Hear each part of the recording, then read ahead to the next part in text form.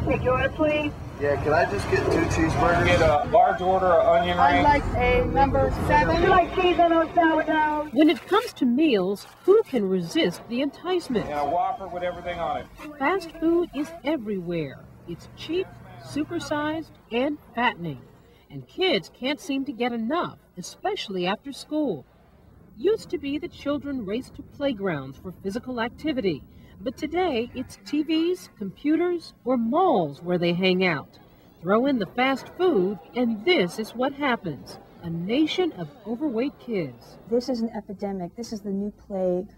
Obesity now is the #1 disease worldwide nutritionally. Dr. Christine Wren is a gastric surgeon at New York University Medical Center. They're developing diabetes as children.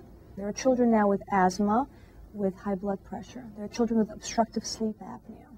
They're the kinds of problems which used to afflict mostly adults, but now it's kids who are suffering. Nationwide, nearly 8 million children are overweight or worse, obese, around 50 pounds heavier than average or more.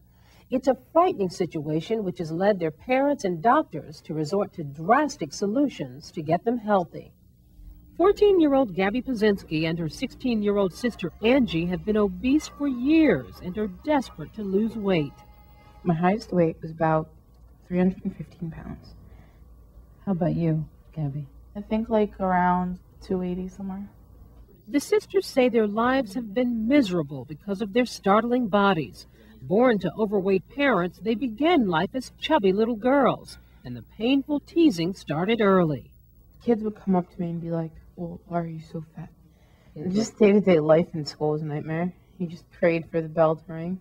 After 4 years of struggling, including a summer at a weight loss camp, Angie did manage to drop 50 pounds, but can't seem to lose any more.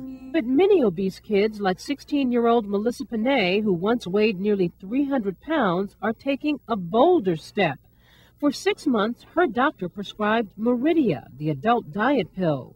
She lost 65 pounds and says for the first time she feels pretty. And 16-year-old Gina Lucci has dropped 15 of her 200-plus pounds on the drug, too. But if she's not totally successful, she plans to do something which many doctors find shocking: stomach reduction surgery. Dr. Wren, who's performed the operation on more than 800 adults, says surgeons rarely consider doing it on kids until recently. She herself has operated on 5 teenagers because she says sometimes it's the only option. I feel that I'm saving their lives, and I'm preventing them from developing medical problems, or at least treating their medical problems. Why not send these kids home to take on a proper diet and exercise and sort of do it the old-fashioned way? When you're talking about 50, 60 pounds for a child, that's like an adult trying to lose 100 pounds. But surgery is pretty serious. Risky. Surgery is very serious. And done on children? Is it worth it for a kid to take on that kind of a risk simply to lose weight? I don't think it's simply to lose weight. I think it's to cure a disease. They are at risk, a very high risk, of becoming a morbidly obese adult, which then increases their risk of death. To change their odds, here's what the surgeons do. Some, like Dr. Wren, place a band around a portion of the stomach to make it smaller. Others cut it in 2, making it the size of a small pouch, then reattaching it to the intestine. Either way, the patient feels full much quicker while eating. And afterwards, there's a strict diet, much smaller portions, and no more of those greasy French fries or milkshakes. But it's a sacrifice Angie and Gabby are willing to make. Their mom, herself dangerously overweight after years of failing at diet and exercise, agrees that surgery is the only solution left for her girls. If I can save them from going through what I had to go through, my back is shot. I think I've done everything else that I can do. And people are going to give me some good arguments saying diet and exercise, diet and exercise.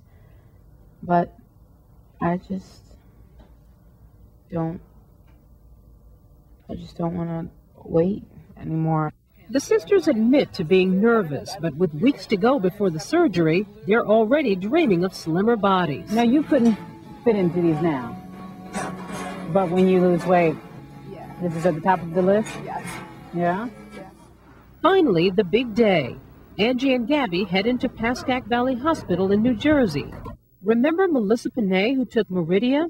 She only gained back 5 of the 65 pounds she lost, and she appears to be doing well, despite the fact that the drug has been linked with increases in heart and blood pressure in some patients.